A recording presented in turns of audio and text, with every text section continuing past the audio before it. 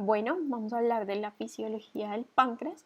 Tenemos que es una glándula mixta compuesta por dos tipos de tejido, células endocrinas y células exocrinas que se van a agrupar formando lóbulos macroscópicamente visibles, como los vemos en esta imagen, como si fueran racimos de uvas, y están separados entre sí por septos de tejido conjuntivo, que es lo que vemos en esta imagen en morado, y es por donde van a pasar los vasos sanguíneos, los vasos linfáticos y los nervios.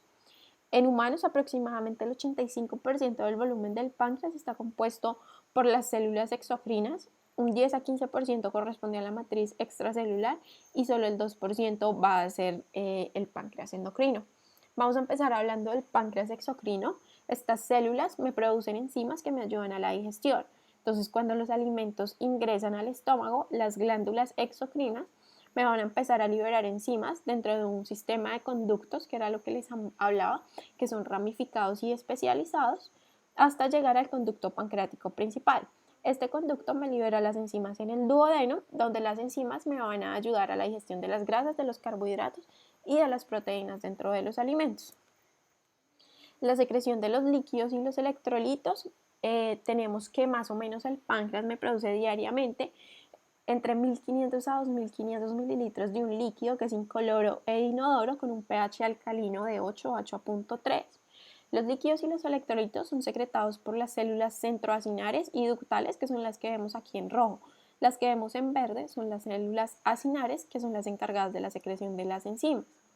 Y están estimuladas por la secretina. Como les mencionaba, este jugo pancreático es un líquido incoloro, acuoso, con un pH alcalino, contiene más o menos un 3% de proteínas, dentro de las cuales el 90% está constituida por enzimas digestivas, y tiene dos tipos de secreciones, la enzimática y la hidroelectrolítica.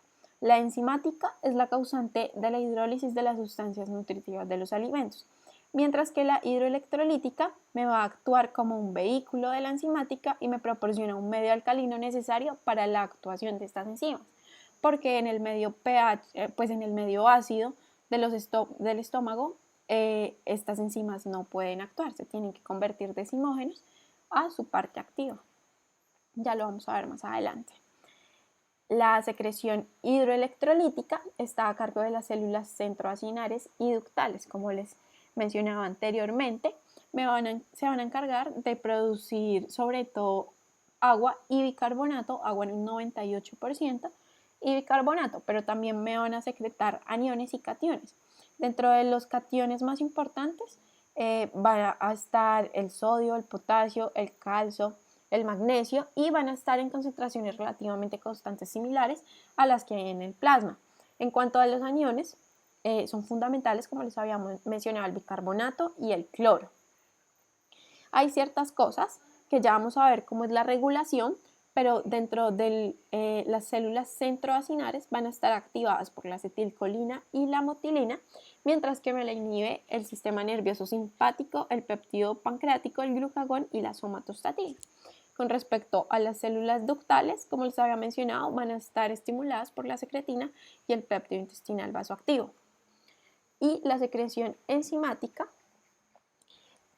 el páncreas posee una gran capacidad de síntesis de proteínas y de hecho se considera que es el órgano que tiene la mayor capacidad para producir proteínas por gramo de tejido. Las células centroacinares, que son las que vemos aquí de forma periférica y en azul, son las encargadas de la síntesis y de la secreción de las enzimas y proenzimas, que según la función que desarrollen se van a clasificar en 4 grupos, en proteolíticas, lipolíticas, glucolíticas y nucleolíticas. Las enzimas digestivas son sintetizadas en liposomas adheridos al retículo endoplasmático rugoso, desde donde son transportadas al aparato de Golgi. Aquí van a experimentar diferentes modificaciones posttraduccionales, especialmente la glicosilación, se van a concentrar y posteriormente son transportadas en gránulos de decimógeno. La secreción de estas enzimas tiene lugar mediante la exocitosis, en donde lo que va a hacer es que hay un desplazamiento de estos gránulos hacia la membrana apical con un reconocimiento y después se van a adherir a la membrana plasmática para su fusión y posteriormente liberación de las enzimas.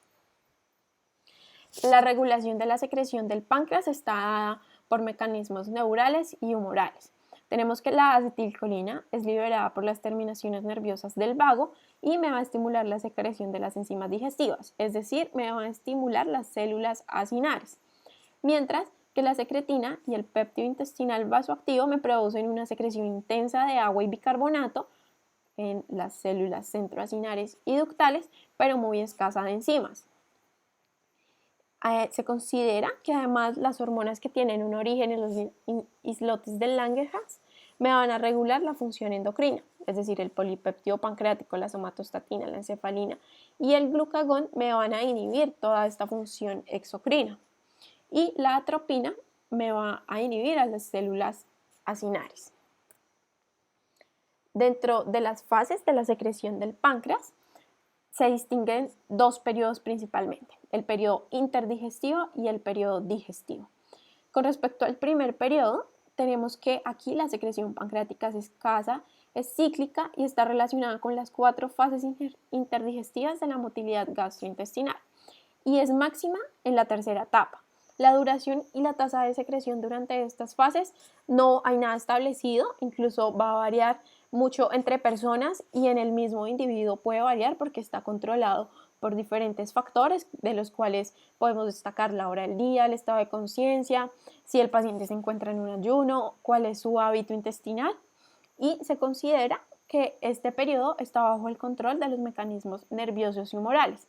Dentro de los nerviosos tenemos principalmente que el parasimpático me lo activa y el simpático me inhibe la secreción y la motilidad interdigestiva.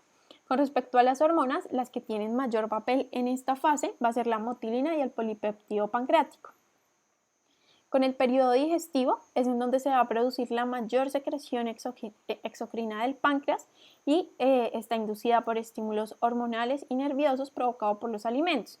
Y vamos a distinguir 3 fases. La fase cefálica, que es desencadenada por vía vagal mediante el estímulo psíquico de la vista, del olfato y sobre todo por la masticación, es decir, cuando nosotros pensamos en comer o cuando estamos hasta ahora iniciando la masticación de los alimentos.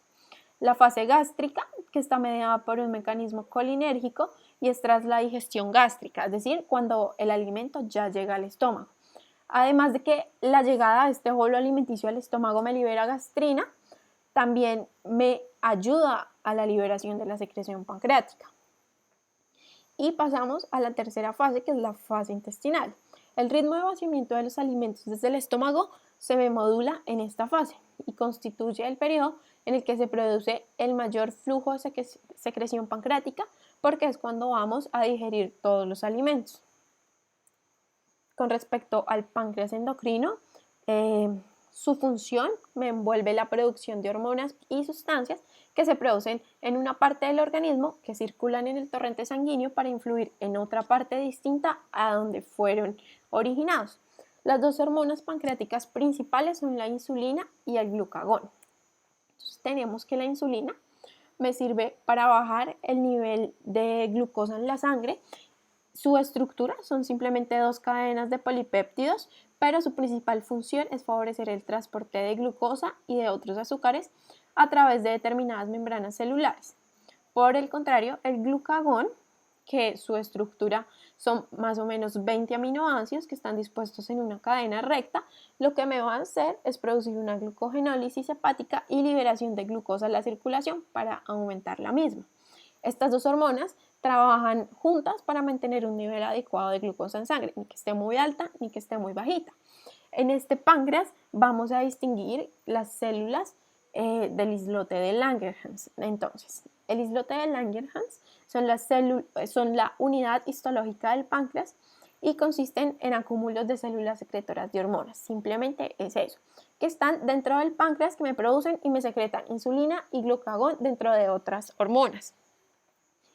Están formadas por grupos celulares que están entre las masas glandulares exocrinas y me van a producir 4 tipos de secreciones y dentro de las cuales destacan estas. Entonces tenemos las células alfa, como les mencionaba, me sintetizan y me liberan glucagón, que lo que me va a hacer es aumentar el nivel de glucosa sanguínea, al estimular la formación de este carbohidrato a partir del glucógeno almacenado en los hepatocitos.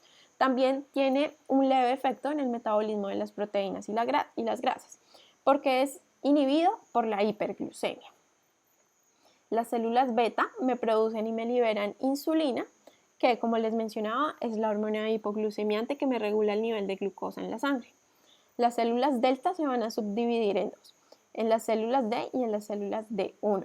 Las células D me van a producir somatostatina, que entre otras funciones lo que va a hacer es que me inhibe la contracción, del músculo liso del aparato digestivo y de la vesícula biliar cuando la digestión ha terminado. También me va a ayudar a inducir la glucogenólisis, el control iónico y la secreción de agua por las células epiteliales intestinales. Por su parte, las células D1 me van a producir el polipéptido intestinal vasoactivo, que lo que va a hacer es que me induce la glucogenólisis y la hiperglucemia. También se encarga de regular la motilidad intestinal y el tono de las células musculares de la pared intestinal.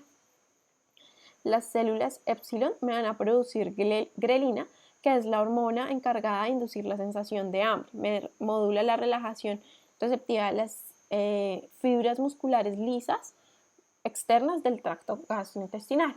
Y finalmente las células PP, que me van a producir el polipéptido pancreático, que lo que se encarga es de controlar y regular la secreción exocrina del páncreas.